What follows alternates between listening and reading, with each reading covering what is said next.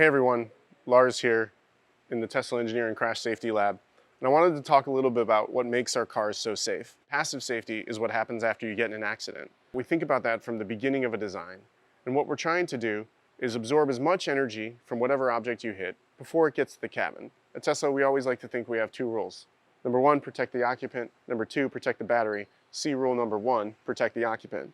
The way we do that is in a progressive nature of crash structure. This is what a car looks like underneath the skin.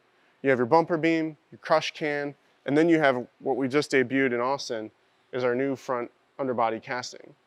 And what happens when you get into an accident is first the bumper beam crushes up, it progressively crushes up the crush can, absorbing the low speed energy under 20 miles per hour, and then we get into our casting.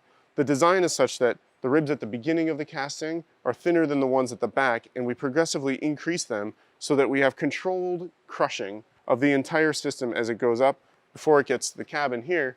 But what else you'll notice is there's multiple load paths.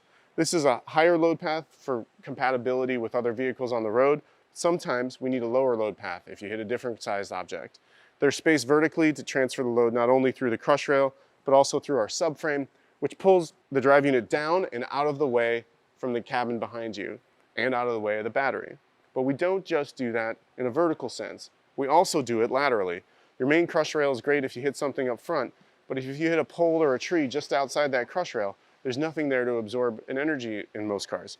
We put our lower load path just outside that crush rail, and we actually angle it so that if you hit something here, we start to absorb the energy, and then we push the car away from whatever object you hit to make sure that you're not getting crushed into that object.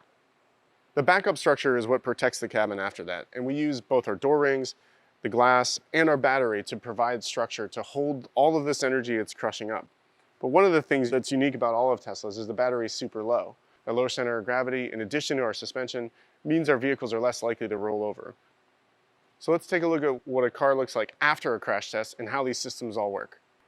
So this here is actually a really special car. This is a car that was crash tested at NHTSA for our 5-star rating on Model Y. And as you can see, all that energy was absorbed up front here, stopping really at the cabin like I was talking about.